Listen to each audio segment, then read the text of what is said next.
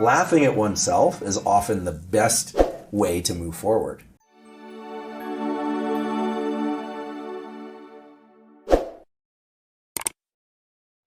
The belief I think everybody can benefit from is the belief that the reward mechanisms in the brain, dopamine release in particular, are completely under their subjective control. And the immediate retort that I get is, yeah, but I don't want to be out of touch with reality. I don't want to tell myself I won when I've actually lost. And I'd say, exactly. You have to maintain control of that system so that you're not just releasing dopamine into your system through thoughts or humor of any kind randomly. You need to attach it to things that to you also feel very real and important in life. And if you can start to identify those things, what's real and important to you in life, and then learn to access this subjective release of dopamine in your mind, that essentially guarantees that you're going to be able to continue to move forward in the pursuit of goals. And it essentially guarantees that you'll be joyful in the process, not always, but a lot of the time. And it essentially guarantees that the way that you're going to show up in the world is with more capacity. Because we've been talking about a lot of these things in the kind of vacuum that is individuals and their pursuits. But the other thing that's really wonderful to be around are people that know how to access this, because those are the people we orient to as leaders and as co-workers and as teammates. And I'm not just talking about in sports teams and in the workplace, but also in family. When we see that other people have a capacity and they're not just grinding it out, there's an interaction that happens between members of the same species where we start to feel more possibility for ourselves. I think we really need to ask ourselves, how are we showing up for ourselves in the pursuit of goals, and what kind of process we're using and what kind of process we're demonstrating for others. I think that's really important. Yeah. I think there could be tremendous benefits. So the belief to play with is that your beliefs are under your control, that it takes some practice, and that this dopamine system is really incredibly valuable, and that you were endowed with one and you are able to use it how you like. Yeah. Don't leave it at the control and discretion of external events. I think that certain goals are goals of practices that we've already mastered. So, you're trying to next level what you've already accomplished. And so those goals are going to require a lot less limbic friction, if you will. And you already know how to access the rewards. You actually can predict the rewards and when they come. You actually know what the rewards are. You've really clearly defined them. Those are goals that I think we're sort of on autopilot with.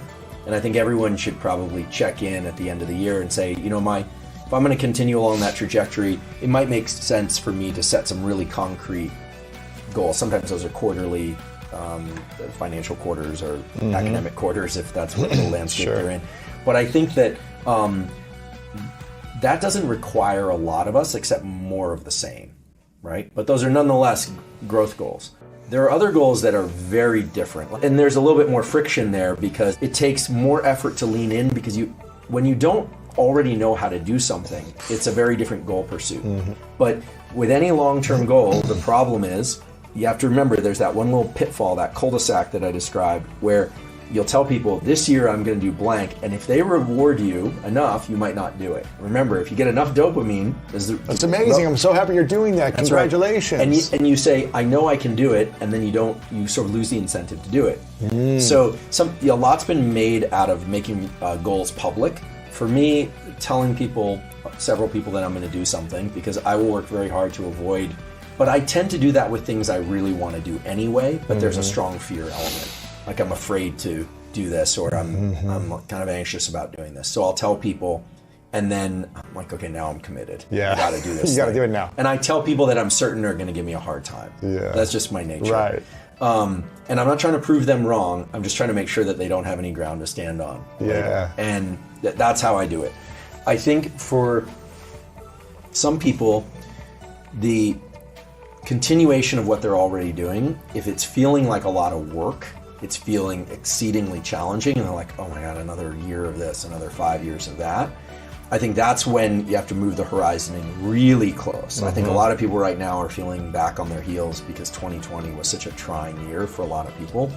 So many people are recalibrating what's possible. Although many people are feeling expansion and they're really going to go forward full steam. So I think continuing in pursuits that we already have some degree of mastery over and thinking about where could I notch that up another 2 or 3%, I think that's incredibly valuable.